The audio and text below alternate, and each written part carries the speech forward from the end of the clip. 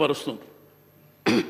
దీంట్లో ప్రధానంగా ఈ పాపులేషన్ పెరగాలి కదా, ఎట్లా తగ్గింది అనేటువంటిది.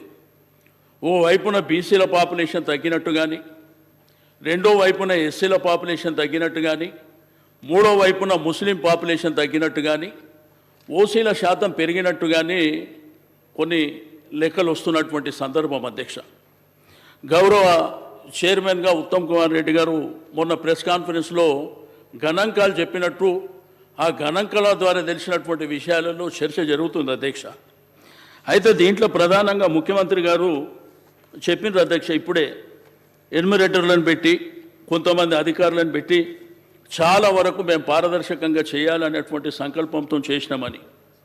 కానీ నేను ముఖ్యమంత్రి గారికి మీ ద్వారా రిక్వెస్ట్ చేసేది ఒకటే అధ్యక్ష, మీరు ఏదైతే ప్రొఫార్మా ఇచ్చినరో 57 అంశాలు ఉన్నాయి దీంట్లో. దీన్ని ఏంటంటే మీరు మరొకసారి ఆలోచన చేసి, ఎందుకంటే ఈరోజు ఇది ప్రధానమైనటువంటి అంశం, మన సమాజంలో ఉన్నటువంటి 100% మంది ఉన్నటువంటి అంశం కాబట్టి దీనివల్ల ఏంటంటే అనేక అంశాలు దీంట్లో పొందుపరిచారు కాబట్టి చాలామంది ముందుకు రాలేకపోయారు. నాకు తెలిసి గ్రేటర్ హైదరాబాద్ పరిధిలో 30% కూడా పార్టిసిపేట్ చేసినటువంటి దాఖలాలు లేవు. మీరు మీ స్టేట్మెంట్లో కూడా కొంత జిహెచ్ఎంసీలో కూడా జరగలేదనేటువంటిది మీరు చెప్పారు అధ్యక్ష. అయితే ప్రధానంగా మాకున్నటువంటి ఇన్ఫర్మేషన్ ప్రకారం నీకు కాలనీస్ కానీ, అపార్ట్మెంట్స్ కానీ, బస్తీలలో కానీ ఇవన్నీ వివరాలు చదివిన తర్వాత మాకెందుకులే అని అవాయిడ్ చేసినటువంటి సందర్భం, మాకు అక్కర్లేదు అనేటువంటి సందర్భాలు కూడా చాలా జరిగినాయి. అయితే మీరు చేసినటువంటిది ఇంకా పకడ్బందీగా చేసి, ఇంకా దీంట్లో ఏంటంటే హరిబరి తొందరపాటు లేకుండా ఇప్పటికే మీరు ఒక 3-4 నెలల సమయం మీరు చేసిర్రు. సబ్ కమిటీ ద్వారా 12 సార్లు మీటింగ్ జరిగింది అనేటువంటి అంశం మీరు చెప్పినరు. ఏది ఏమైనప్పటికీ అధ్యక్ష, మీకు అందరికీ తెలుసు ఈరోజు సమాజంలో ఉన్నటువంటి బడుగు బలహీన వర్గాలలో అవేర్నెస్ వచ్చింది అధ్యక్ష.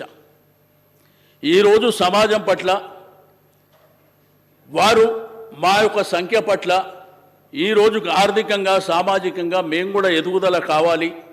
ఒకవైపున విద్యాపరంగా ఎదుగుదల కావాలి, రెండో వైపున సామాజికంగా ఎదగాలి, ఆత్మగౌరవంతో బతకాలి, రాజకీయంగా కూడా ఎదగాలి అనేటువంటి సంకల్పం కూడా ఈ మధ్యకాలంలో మీకు అందరికీ తెలుసు. మరి గత ప్రభుత్వంలో మరి కేసీఆర్ గారి నాయకత్వంలో 10 సంవత్సరాల పరిపాలనలో చాలా వరకు కొన్ని కార్యక్రమాలు తీసుకోవడం జరిగింది అధ్యక్ష. ఈరోజు ఎడ్యుకేషన్ రంగంలో గురుకులాల విషయంలో కానివ్వండి, లేకపోతే గురుకులాలని ఇంటర్మీడియట్ వరకు తీసుకెళ్లడం కానివ్వండి, డిగ్రీ కాలేజీలు పెట్టడం ద్వారా కానివ్వండి, విదేశీ విద్య ద్వారా కానివ్వండి, సేమ్ టైం రైతు బంధు, రైతు బీమా పొందిన దాంట్లో కూడా మెజారిటీ ఇదే జనం ఉంటారు అధ్యక్ష. దీంతోపాటు మీకు అందరికీ తెలుసు అధ్యక్ష, ఈరోజు హైదరాబాద్లో ఆత్మగౌరవ భవనాలు కానివ్వండి, దానివల్ల ఏంటంటే ఈ మధ్యకాలంలో గ్రామీణ ప్రాంతంలో కూడా చదువుకున్న వాళ్ళ సంఖ్య పెరిగింది అధ్యక్ష. ఈరోజు సమాజంలో ఉన్నటువంటి మన సంఖ్య పెరిగింది కదా, మనకు కూడా మరి సమానమైనటువంటి వాటా కావాలి, రాజకీయంగా కూడా సమానంగా కావాలనేటువంటి సంకల్పం వస్తుంది అధ్యక్ష. అయితే దీంట్లో కొన్ని లెక్కలు అధ్యక్ష. ఇప్పుడు 2023 అసెంబ్లీ జరిగినప్పుడు assembly election commission of India ఆధ్వర్యంలో వాళ్ళు 3,32,318 మంది ఓటర్లు ఉన్నారనేది వాళ్ళు లెక్క చెప్పారు అధ్యక్ష. 2023లో 3,32,32,18 మంది అని. అయితే మీరు ఇచ్చినటువంటి దాంట్లో 3,70,000, 3,70,00,000.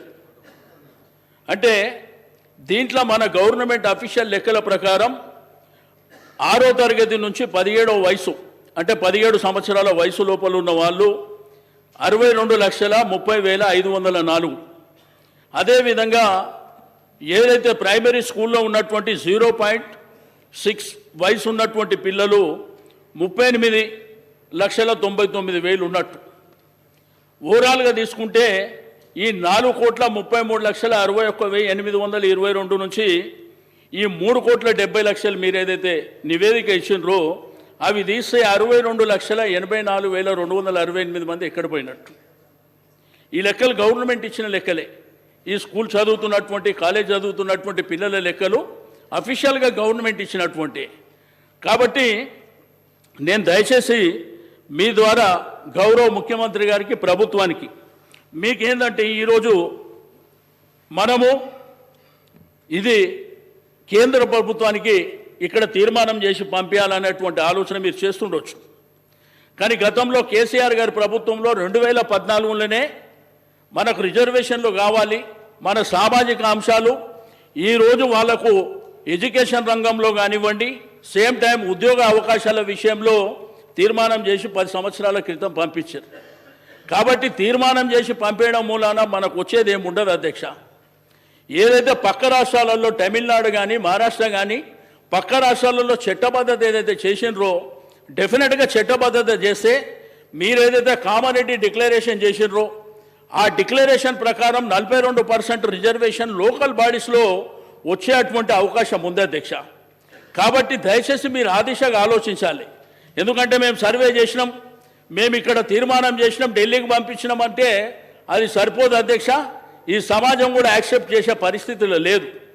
దయచేసి తప్పకుండా ఆ ఫలాలు వాళ్ళకు అందాలంటే మీరు తప్పకుండా చట్టబద్ధత చేయవలసినటువంటి అవసరం ఉన్నదని నేను ఈ సందర్భంగా తెలియజేస్తూ ఉన్నాను అధ్యక్ష. అదేవిధంగా సర్వే విషయంలో కులగణన అంటే సింపుల్గా మన కులానికి సంబంధించి మన రెసిడెన్షియల్ అడ్రస్ కానివ్వండి, సేమ్ టైం నేను ఉద్యోగం చేస్తున్నావా వ్యాపారం చేస్తున్నావా ఆ అంశాలు సరిపోతాయి. ఇందులో 56 అంశాలు పొందుపరచడం మూలాన కొంత ఇబ్బంది ఉంది. కావాలంటే మీరు పబ్లిక్ డొమైన్లో పెట్టండి, తప్పకుండా ఆ వివరాలు సేకరించవలసినటువంటి అవసరం ఉంది. రేపు భవిష్యత్తులో మీరు 9.69 వరకు చేసి 96.9 మీరు చేసిండ్రు అంటున్న అధ్యక్ష. రేపు ఈ 3.1% కూడా చేయలేదంటే ఇది మనకు రేపు కోర్టులో కానివ్వండి. రెండోది భవిష్యత్తులో ఏదైతే పార్లమెంటు సీట్ల సంఖ్య పెరిగినప్పుడు మరి అదేవిధంగా అసెంబ్లీ సీట్ల సంఖ్య పెరిగినప్పుడు కూడా చాలా తేడాలు వచ్చేటువంటి అవకాశం ఉన్నది. రెండోది ఏంటంటే ఇక్కడ 21 లక్షల మంది బీసీలు చనిపోయినారు అనేటువంటి లెక్క ఒకటి కనిపిస్తుంది.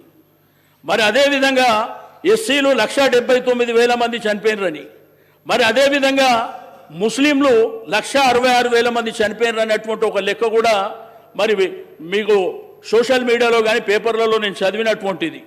దయచేసి అది క్రాస్ చెక్ చేసుకోవాల్సిందిగా నేను ఈ సందర్భంగా తెలియజేస్తూ ఉన్నాను. కానీ 2000 సోషల్ మీడియాలో వచ్చేదాన్ని ఎక్కడ కూడా విశ్వసించద్దు దయచేసి. మేము అటువంటిది ఎట్టుకుంటూ అందుకే అంటే మీకు ఒక మారేది తర్వాత అందుకే విమర్శ చేస్తలేదు. నేను విమర్శ చేయాలంటే లేదా పర్లేదు. నేను చెప్పేది ఏంటంటే నేను దయచేసి విమర్శ చేయదలుచుకోలేదు. నేను ఫ్యాక్ట్స్ ఏమైనా ఇప్పుడు ఏదో సోషల్ మీడియా పేపర్లో వచ్చినటువంటి అంశాలని వచ్చినాయని చెప్తున్నా. నేను చేయాలనుకుంటే వేరే రకంగా చేసేటువంటి అవకాశం ఉంటుంది. కాబట్టి దయచేసి దాన్ని పరిగణలోకి తీసుకోవాల్సినటువంటి అవసరం ఉన్నది. కాబట్టి నేను దయచేసి ప్రభుత్వానికి ముఖ్యమంత్రి గారికి నేను ఈ సందర్భంగా అడిగేది తప్పకుండా మీరు ప్రొఫార్మా మార్చి మీరు సింప్లిఫై చేసి తప్పకుండా మరొకసారి సర్వే చేసినట్టయితే మరి తప్పకుండా మనకు వివరాలన్నీ వచ్చేటువంటి అవకాశం ఉన్నది.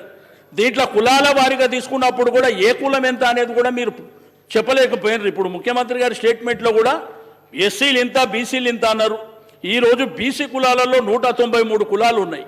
కాబట్టి 193 కులాలలో కూడా మరి ఏ కమ్యూనిటీ ఏమేమి ఎంతమంది ఉన్నారనేది కూడా మనకు సంఖ్యాపరంగా రేపు మనకు అన్ని విధాలుగా ఉపయోగపడుతుంది. కాబట్టి దయచేసి ఆ విధంగా చేయవలసినటువంటి అవసరం ఉంది. ఈరోజు గ్రేటర్ హైదరాబాద్ పరిధిలో తీసుకుంటే 30% కూడా జరగలేదు. నాకు పూర్తి ఇన్ఫర్మేషన్ ఉన్నది, మీరు కావాలంటే తెప్పించుకోండి. ఎందుకంటే చాలా ప్రాంతాలకు వెళ్ళలేదు.